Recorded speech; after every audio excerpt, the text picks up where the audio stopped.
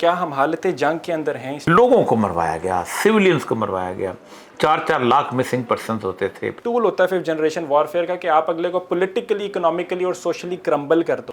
یہ سارے لوگ جو آج باتیں کرتے ہیں جنگ گروپ میں ملازم تھے، احمد میر بھی تھا، سار عالم بھی تھا، سب لوگ وہیں تھے۔ مشرف نے کہا تھا کہ جامعہ افسر پہ اٹیک کرو، تم نہیں بولو گے، تو یہ احمد میر بیٹھے ہوئے تھے سارے، ان کا ہم نہیں بولیں گے، لیکن میری لسٹ جو مسنگ پرسنز کی ہے وہ انڈیا اور افغانستان میں نہیں بنتی۔ نیشنل انٹرسٹ کے خلاف یہ چیز آ رہی ہے اور ان کو خاموش کروانا ضروری ہے۔ دنیا میں جتنا فریڈم آف اسپیچ کا گلا ہے نا، وہ میڈیا نے گھونٹا، کسی اور نے نہیں گھونٹا۔ جب جیبیں آپ کی بھاری ہونا شروع ہو جاتی ہیں تو آپ کو موریلٹیز بھول جاتی ہیں۔ یہ پاکستان کو بے غیرت بنانا چاہتے ہیں، یہ پاکستان کو جھکا ہوا دکھانا چاہتے ہیں۔ میں اگر بکتا نہ ہوں تو میں کسی ٹی وی میں بھی نہ ہوں، لیکن یہ اگر نہ بھی بکیں تو ہر ٹی وی میں ہوتے ہیں۔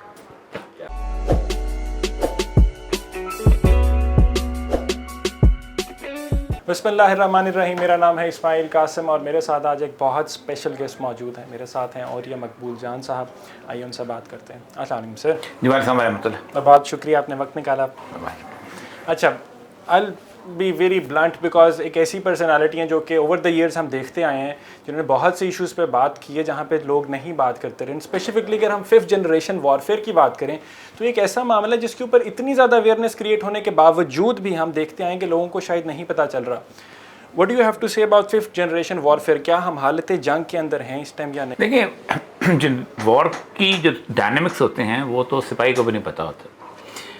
اگر فرسٹ جنریشن وار بھی ہو نا برابر کی، تو جرنیل کو پتہ ہوتا ہے کہ کیا صورتحال ہو رہی ہے، انڈیا کیسے موو کر رہا ہے۔ آپ کہیں کہ چونڈا میں بیٹھا ہوا سپاہی جو ہے، یا وہ کسی جگہ جو رن کش میں بیٹھا سپاہی، اس کو پتہ ہوگا کہ کیا پورے کا پورا نقشہ ہے سب کچھ۔ لیکن ہم ففتھ جنریشن کے بارے میں سمجھتے ہیں کہ پاکستان کے ہر شہری کو پتہ ہونا چاہیے۔ اصل مسئلہ یہ ہے کہ وہ ایک انٹلیکچوئل لیول کی ایک ڈسکشن ہے کہ جو ہم کرتے ہیں۔ یہ جو وار ہے نا، یہ کولڈ وار سے جنم لی تھی ففتھ جنریشن وار، کیونکہ براہ راست جو امریکہ نہیں چاہتا تھا کہ وہ کسی طور پر اب محاذوں پہ آئے۔ ایک تو امریکہ نے روس کے ساتھ ایک بہت بڑا پنگا لے لیا ہوا تھا، اور فرسٹ ورلڈ وار اور سیکنڈ ورلڈ وار دو ایسی جگہیں تھیں جس کے اندر امریکہ نے بہت سارا پیسہ بنا لیا ہوا تھا، اور وہ دور تھا اس لیے اس کو کوئی کچھ کہہ نہیں سکتا تھا۔ اور پرل ہاربر اس کا آخری وہ ہے، تو پرل ہاربر جو ہے اس کے بعد آپ خود دیکھیں اس نے کیا کچھ نہیں کر دیا کہ پرل ہاربر کے واقعے کے بعد اس نے ناگاساکی اور ہیروشیما جو ہے اس کو تباہ برباد کر دیا۔ تو وہ جو پورا ایرا ہے وہ کولڈ وار کا نکلا ہے۔ اس کولڈ وار کے اندر گروپس بنانے، آپ لیٹن امریکہ کو دیکھیں کیسے تباہ کیا، آپ دیکھیں ویتنام کو کیسے تباہ کیا، تمام جتنی بھی نیشنلسٹ فورسز کو نکالا، کچھ کیا، کمیونزم کے خلاف لوگوں کو کھڑا کیا، لوگوں کو مروایا گیا، سویلینز کو مروایا گیا، 4 لاکھ مسنگ پرسنز ہوتے تھے، 50 ہزار بندے مارے جاتے تھے، جہاں فوجیں گھس آتی تھیں وہاں گھس آتی۔ تو یہ ففتھ جنریشن وار کو فنڈ کرتا تھا ان کی کارپوریٹ اکانومی جو تھی، کیونکہ وہ کارپوریٹ اکانومی جو تھی وہ ملکوں کے اندر اپنے مفاد کے حساب سے جایا کرتی ہے۔ دنیا میں بدترین اور بدقسمت ترین ملک جو ہے نا کانٹیننٹ، وہ افریقہ ہے۔ سب سے زیادہ سونا ان کے پاس ہے، سب سے زیادہ تانبا ان کے پاس ہے، سب سے زیادہ لیتھیم ان کے پاس ہے، سب سے زیادہ پٹرول ان کے پاس ہے، سب سے غریب وہ ہیں۔ کیونکہ بار بات ہے یہ ففتھ جنریشن وار کی وجہ سے وہاں سے گھسے، انہوں نے لوگوں کو آپس میں لڑایا، انہوں نے ان کی زمینوں پہ، ان کے علاقوں پہ، یہاں تک کہ ایون سب سے زیادہ ایگریکلچر ان کے پاس ہے۔ آپ کبھی جا کے افریقہ گھومیں، سب سے زیادہ خوبصورت لوگ وہ ہیں۔ وکٹوریا فال سے خوبصورت کو فال ہے، ساؤتھ افریقہ سے بہتر خوبصورت تو ملک ہے، زمبابوے، کینیا، ٹینگانیکا، اس سے بہتر کو سفاریز ہیں، کیا خوبصورت۔ لیکن کبھی آپ کبھی ذکر کیا کبھی کوئی ٹورسٹ وہاں جاتا ہے؟ انہوں نے بدترین نقشہ بنا دیا اس کا۔ پھر ادھر آ جائیں، اب جہاں جہاں تیل تھا وہاں کیا کیا کیا۔ یہی وجہ ہے کہ لوگ براہ راست جنگ نہیں کرنا چاہتے، اب ملک کو انٹرنلی تباہ کرنا چاہتے ہیں، وہاں پاکٹس بنا کے کرنا چاہتے ہیں، پراکسیز بنا کر رہے ہیں۔ تو یہ بنیادی طور پر عام آدمی کو تو نہیں پتا ہوتا۔ جیسے کوئی بھی جنگ ہے وہ سپہ سالار کو ہی پتہ ہوتی ہے، اسے ففتھ جنریشن بھی سپہ سالار کو ہی پتہ ہوتے ہیں۔ بڑا اچھا آپ نے پوائنٹ آف ویو کیا، اور آپ نے جو پکچر پینٹ کی، اگر ہم یو ایس سے کولڈ وار سے شروع کریں تو بالکل میک سینس کرتی ہے، اور اسی ٹائم سے شاید آغاز ہو گیا تھا ففتھ جنریشن وارفیئر کا، کیونکہ اس ٹائم میں ایکچولی ویپنس تو نہیں چلے لیکن لانگیسٹ چلی، کہہ لیں 40-50 سال کا لوگ مرتے رہے، اور 40-50 سال کا 1990 تک جب کہ یو ایس ایس آر پورا ٹوٹ نہیں گیا اور کیپٹلزم کی جیت نہیں ہوگی کمیونزم کے خلاف، ہم حالت جنگ میں رہے۔ لیکن ہم کہتے ہیں لوگوں کو معلوم بھی نہیں ہے، معلوم ہونا بھی نہیں چاہیے۔ لیکن یہاں پہ ایک پوائنٹ اٹھتا ہے کہ ہم دیکھتے ہیں کہ اس پوائنٹ کے اندر کہ لوگوں کو اویئرنیس کی میں کیوں بات کر رہا ہوں۔ میرا سوال یہاں پہ یہ کہ ہم دیکھتے ہیں کہ ہمارے بہت سے ایک ٹول ہوتا ہے ففتھ جنریشن وارفیئر کا کہ آپ اگلے کو پولیٹیکلی، اکنامیکلی اور سوشلی کرمبل کر دو، آپ اٹیک نہ کرو، لیکن اندر ان کے جو آرمڈ فورسز ہیں، آپ کے جو اپنے ادارے ہیں، ان کے خلاف مسٹرسٹ پیدا کر دو عوام کے اندر۔ کچھ ایسی ہی صورتحال آج کل دیکھنے کو مل رہی ہیں. ہم دیکھتے ہیں ہمارے جرنلسٹ ہیں, ہم اٹھتے ہیں اور بات کرتے ہیں اداروں کے خلاف. کیا یہ ٹول 5th جنریشن وارفیئر کا ہے؟ اگر اجازت ہو تو 100%. میں ٹویٹس کر رہا تھا کہ لوگ آزادی صحافت کے لمبردار بنتے ہیں سب کچھ.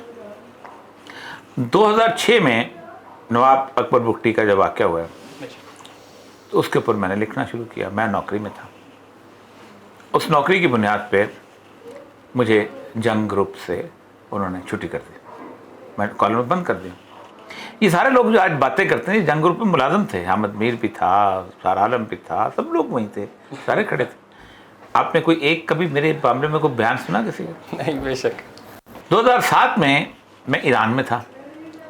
میں نے ایران کے اندر جامعہ افسا کا واقعہ ہوا, میرے پاس ڈپلومیٹک پاسپورٹ تھا, میں وہاں پر سرکاری ملازم تھا, میں $5000 تنخواہ لیتا تھا. میں وہاں ایرانی ٹی وی کے اندر میں بولا, میں نے لکھا مجھے راتوں رات ڈپورٹ کیا گیا وہاں پر, مجھے $5000 کی تنخواہ ختم کرائی گئی. آپ نے کبھی ایک فکرہ سنا کسی آزادی صحافت والے نے؟ وہ صرف یہ کہتے ہیں کہ یہ صحافی ہے ہی نہیں, تو بیسیکلی بس کالم نگار ہے, بس بہانا جب کو چاہیے ہوتا. بے شک.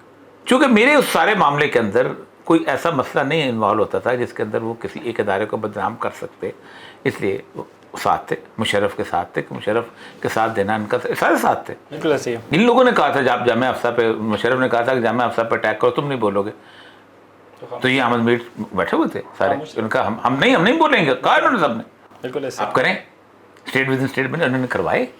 تو مسئلہ سارا یہ ہے کہ یہ لوگ, میں نے کہا میں مسنگ پرسن کے بارے میں بولتا رہا ہوں, شروع سے لے کے اب تک بولتا ہوں. میں حنوید بٹ کے بارے میں بولتا رہا ہوں, اب تو تاریخ, لیکن میری لسٹ جو مسنگ پرسنس کی ہے وہ انڈیا اور افغانستان میں نہیں بنتی. بالکل ایسا ہی. اس لیے کہ میں ان سارے بلوچوں کو جانتا ہوں, ذاتی طور پہ جانتا ہوں, کہ جن کا نام مسنگ پرسن میں سے ہیں, ان میں سے بے شمار ایسے ہیں جو کہ مجھے پتہ ہے کہ اپنے گھروں میں بھی آتے ہیں جاتے ہیں, کیونکہ میں بلوچستان سے میں مدت گزاری, مجھے پتہ ہے وہ کہاں ہیں, مجھے پتہ ہے وہ کہاں, ان کے گھر والے کیسے ان کو کھانا پہنچاتے ہیں, مجھے پتہ ہے کیسے وہ پیسے لیتے ہیں کس جگہ سے اور کس جگہ موو کرتے ہیں. تو اس لیے میں کم از کم یہ چیز نہیں ماننے کو تیار کہ آزادی صحافت جو ہے وہ اس بنیاد پہ ہوئی ہے. میں نے بھگتا ہوا ہے ان سارے لوگوں کو, ان سارے لوگوں کو میں نے بھگتا. میں آپ کو اگر مطلب آپ دیکھیں تھوڑا سا کلپ کو 5 منٹ پیچھے کے, میں انٹروڈکشن میں کیا کہا تھا, پرسنالٹی وچ I am very excited to come over here and talk to, blunt کا میں نے ورڈ یوز کیا. This was the very reason. Personally اگر آپ اوپینینس کی بات کرتے ہیں تو 5th جنریشن وارفیئر کی جرنلزم کا جو ایک ٹول ہے بہت امپورٹنٹ فیکٹر ہے. اس میں ڈیپ پاکٹس کی جو ایک ورڈ چل رہا ہے آج کل, میں وہ یوز کرنا چاہوں گا. It has nothing to do with local politics جس کے اندر آپ کرتے ہیں. دس از اے ایجنڈا جو کہ بڑا پروپیگیٹ کیا جاتا ہے بڑے اوپر کے اداروں سے, اور اس کے اندر حامد میر صاحب, اسد طور ہوں, ابصار عالم ہوں, آسما شرازی, حسین تدتی, جو ایک پوری لسٹ آپ نام لے لیں اسپیسیفکلی, تو یہ چلتی رہتی ہے. اس کے ہم کرتے ہیں. یہاں سے میں ایک چیز آتا ہوں, پھر سوال آتا ہے فریڈم آف اسپیچ کا اور آتا ہے نیشنل انٹرسٹ کا. کیا اسٹیبلشمنٹ یا ہمارے اداروں کو فریڈم آف اسپیچ کو امپورٹنس دینی ہے, یا پھر نیشنل انٹرسٹ کے خلاف یہ چیز آ رہی ہے اور ان کو خاموش کروانا ضروری ہے اس ٹائم؟ دنیا میں جتنا فریڈم آف اسپیچ کا گلا ہے نا, وہ میڈیا نے گھونٹا, کسی اور نے نہیں گھونٹا. میں کسی اور کی مثال نہیں دیتا ہوں. آپ میرا یوٹیوب چینل دیکھ لیں, آپ میری اس کی فالوئنگ دیکھ لیں, اپنا کالمز کی ہٹس دیکھ لیں. آج کل تو چھپی بات تو نہیں ہے, کوئی چھپی بات نہیں.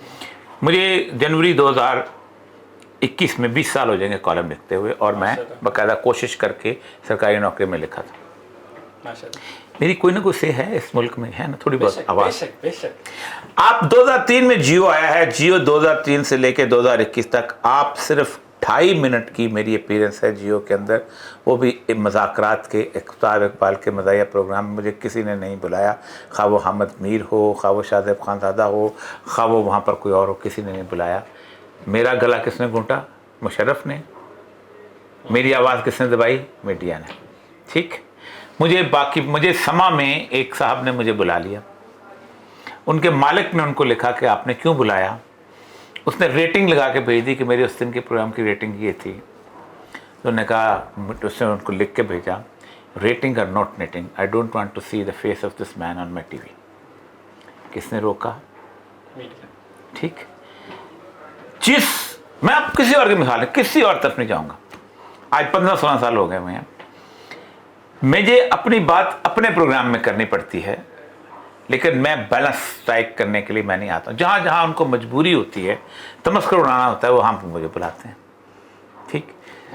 یہ وہ لوگ ہیں کہ جنہوں نے एक एजेंडे के तहत, पसंद कारोकारी इस्लाम का मसला नहीं है, सिंधी का मसला है, 3000 साल की सिंधी सिविलाइजेशन का मसला है। ये वहाँ पलीजों को नहीं बुलाएंगे, मुफ्ती नईम को बुलाएंगे। इस्लाम तो पहला वो था जिसने आवाज़ बुलंद की है इसके खिलाफ, कारोकारी के खिलाफ आवाज़ बुलंद की है। यानी जिस वक्त रोमन एम्पायर में ग्लैडिएटर के सामने औरतें फेंकी जाती थीं और वो उनको रेप करते थे, उस वक्त इस्लाम ने कहा खबरदार, गई जिस्म बिन कतलत, अल्लाह ने कहा क़यामत के दिन जो औरत कत्ल की जाएगी, मैं कातिल के मुंह की तरफ नहीं देखूंगा, औरत से पूछूंगा तो मैं किस गुनाह में कत्ल किया, उसको बुलाते हैं।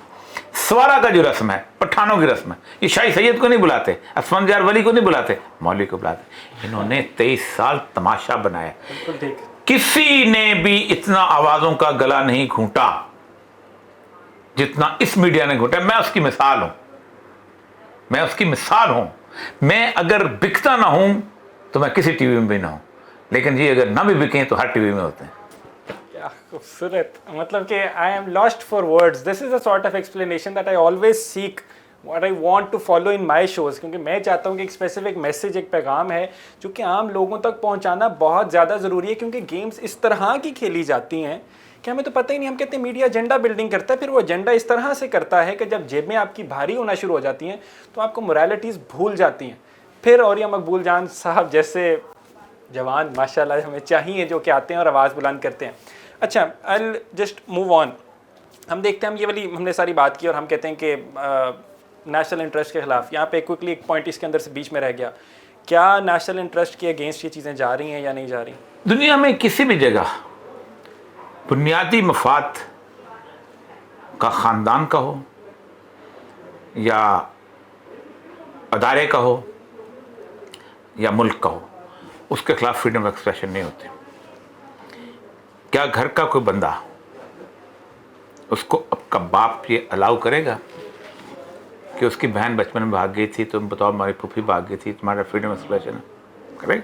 नहीं, बिल्कुल नहीं। Very disappointing by the way. क्यों?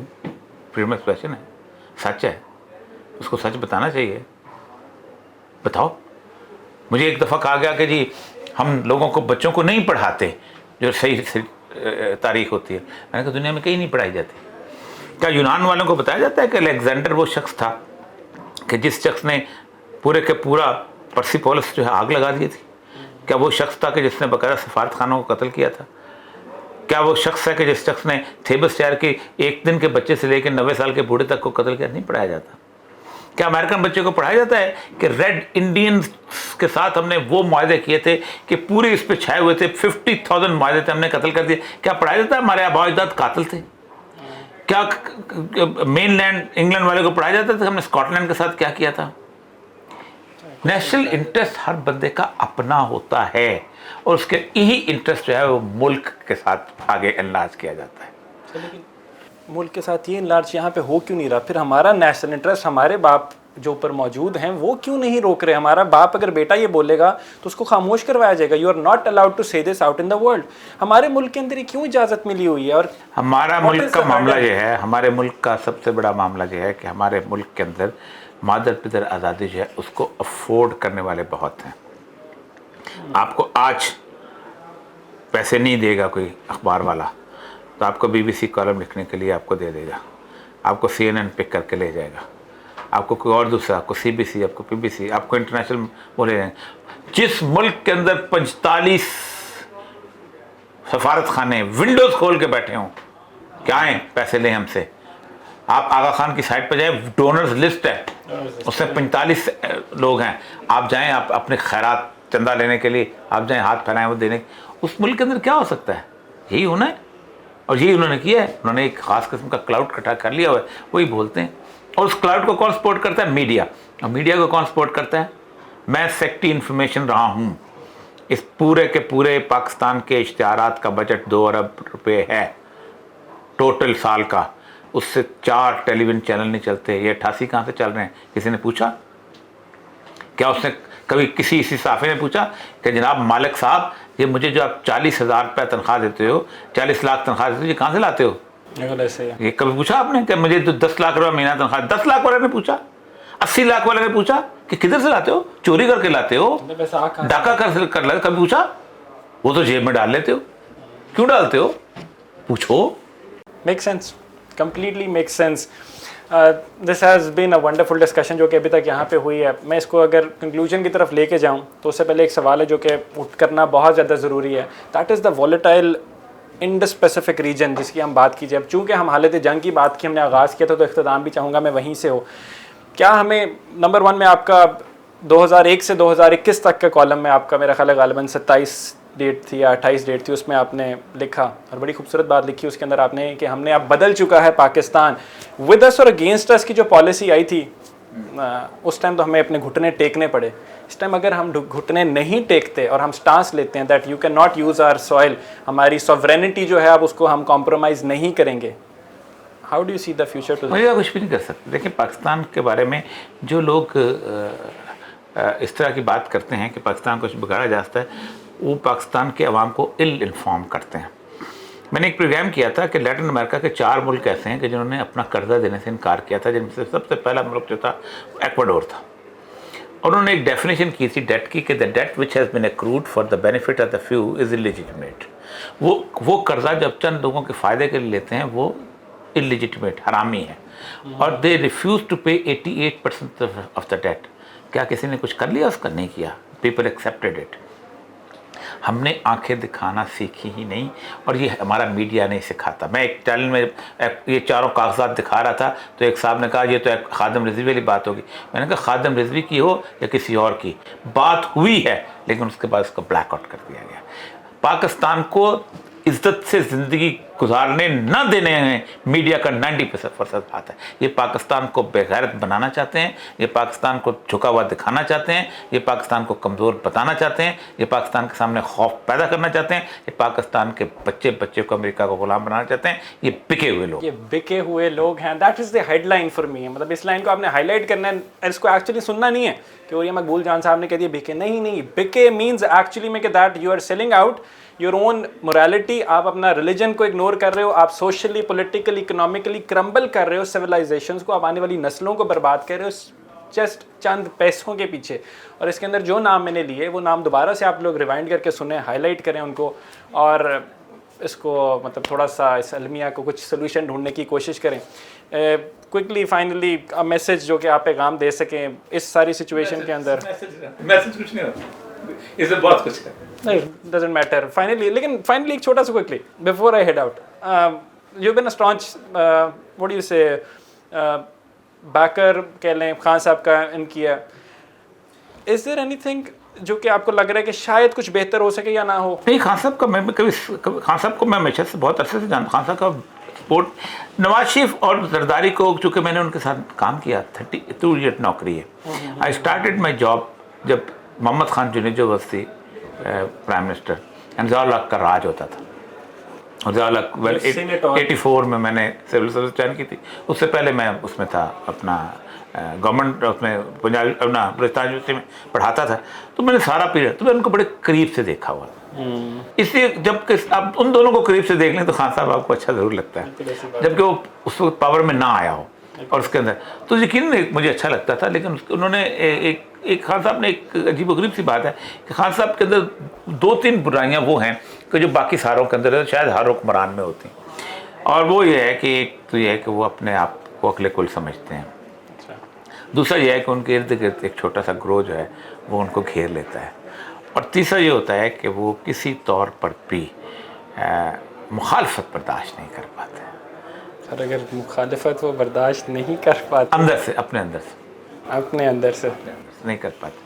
شہباز شریف جو تھے, میں ان کے ساتھ سیکرٹری انفارمیشن تھا جب یہاں, تو اسی ڈسکشن کے اندر ایک دفعہ ہوا, میں نے کہا کہ آپ کو پتہ ہے اکبر بادشاہ جو ہے وہ کیوں کامیاب ہو گیا تھا؟ آپ کو پتہ بڑا سکسیسفل ہے. حالانکہ میں نظریات اکبر دی گریٹ ایکلیکٹرسزم آف اکبر کو نکال دیں آپ, ہاں باقی اس کے نظریات اپنی جگہ, لیکن اس نے 13 سال کی عمر میں سکسیس اسٹوری لکھی.